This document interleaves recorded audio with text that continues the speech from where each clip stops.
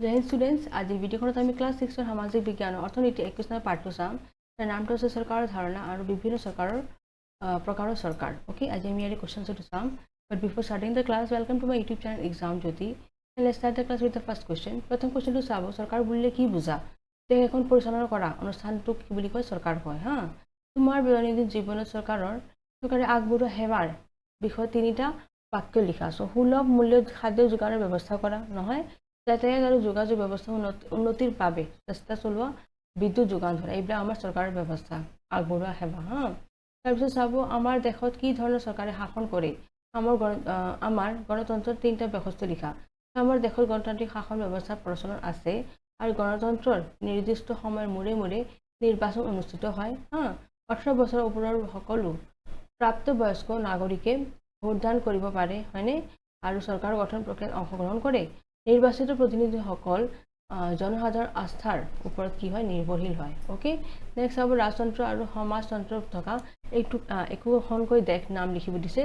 ৰাজতন্ত্ৰ থকা দেশটো ইংলেণ্ড হ'ব আৰু সমাজতন্ত্ৰ দেশটো হ'ব আমাৰ থকা দেশটো চীন হ'ব। হা, নেক্সট হ'ব কিমান বছৰ বয়সত ভাৰতীয় নাগৰিকে ভোটদান কৰিব পাৰে? এইটো 18 বছৰ হ'ব। হা, 18 বছৰ বয়সৰ পিছত এটা আমাৰ ভাৰতীয় নাগৰিকে ভোটদান কৰিব পাৰে। এইখিনি ইয়াতে লিখি দিব, ঠিক আছে।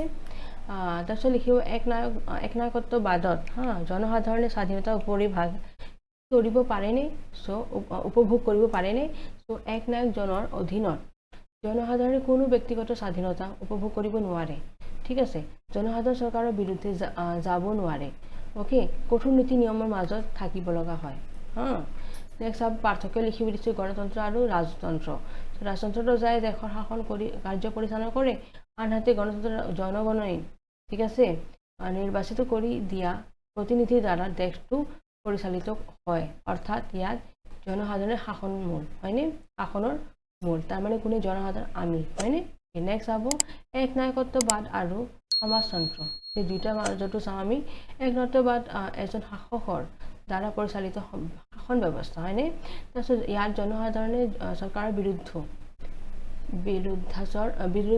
বিৰুদ্ধাচৰণ নোৱাৰে, হয়নে? সকলো সময়তে কঠোৰ নীতি নিয়মৰ মাজত থাকিব লগা হয়। কিন্তু সমাজবাদত কি হয়? ব্যক্তিগত সম্পত্তিৰ বিলোপ সাধন কৰিবলৈ বিচৰা হয়। হা, ব্যক্তিগত স্বাৰ্থতকৈ সামাজিক স্বাৰ্থ অধিক গুৰুত্ব দিয়া হয়। দেশৰ চৰকাৰে উৎপাদন ব্যৱস্থা নিয়ন্ত্ৰণ কৰে আৰু আৰ্থসামাজিক ন্যায় প্ৰতিষ্ঠা গুৰুত্ব দিয়া হয়, ঠিক আছে। নেক্সট আপ শুদ্ধ। চৰকাৰে কেৱল কেন্দ্ৰীয় পৰ্যায়ত শাসন কৰে, এইটো শুদ্ধ হ'ব। আমাৰ দেশত গণতান্ত্ৰিক চৰকাৰে আছে, এইটো শুদ্ধ হ'ব। গণতন্ত্ৰ আৰু ৰাজতন্ত্ৰৰ মাজত পাৰ্থক্য নাই, এইটো শুদ্ধ হ'ব। গণতন্ত্ৰত জনসাধাৰণে এক গুৰুত্বপূৰ্ণ ভূমিকা পালন কৰে, এইটো শুদ্ধ হ'ব। গণতন্ত্ৰই পুৰুষ মহিলাৰ ভোটৰ মূল্য সমান, এইটো শুদ্ধ হ'ব। হা, নেক্সট চাব আমাৰ শুদ্ধটোতো চাব দিছে, অসম চৰকাৰে কৃষকসকলৰ বিনামূলীয়া বীজ আৰু সাৰ যোগানৰ ব্যৱস্থা কৰিছে, এইটো ৰাজ্যিকভাৱে। হা, তাৰপিছত চাব কেন্দ্ৰীয় চৰকাৰৰ ৰেল মন্ত্ৰালয় তিনিচুকীয়া দিল্লীৰ মাজত নতুনকৈ ৰেলগাড়ী সংযোগৰ ব্যৱস্থা কৰিছে, এইটো কেন্দ্ৰীয়ভাৱে হয়, ঠিক আছে। ভাৰতৰ চৰকাৰে পাকিস্তান চৰকাৰৰ লগত শান্তিপূৰ্ণ সম্পৰ্ক ৰখাৰ চেষ্টা চলাই আছে, এইটো কেন্দ্ৰীয়ভাৱে হয়, ঠিক আছে। ধেমাজি জিলাত এখন শিশু উদ্যান স্থাপন কৰিবলৈ অসম চৰকাৰে সিদ্ধান্ত গ্ৰহণ কৰিছে, এইটো ৰাজ্যিকভাৱে হ'ব, হয়নে? এইটো অসমৰ কাম, হয়নে? গতিকে এইটো আমাৰ ৰাজ্যিকভাৱে হ'ব, ঠিক আছে। নেক্সট হ'ব কেন্দ্ৰীয় চৰকাৰে নতুনকৈ 1000 টকীয়া নোটৰ প্ৰচলন কৰিছে, এইটো আমাৰ কেন্দ্ৰীয়ভাৱে হ'ব, ঠিক আছে। আৰু ইয়াৰ লগত মোৰ আজিৰ এইটো ভিডিঅ'ৰ লাষ্ট কুৱেশ্যনটো সমাপ্ত কৰিলোঁ। যদি ভিডিঅ'টো ভাল পাইছে, লাইক বাটনটো প্ৰেছ কৰিব আৰু যদি ছাবস্ক্ৰাইব কৰা নাই আপোনালোকে চেনেলটো মোৰ ছাবস্ক্ৰাইব কৰিব, ঠিক আছে। থেংক ইউ ফৰ ৱাচিং। জয় হিন্দ।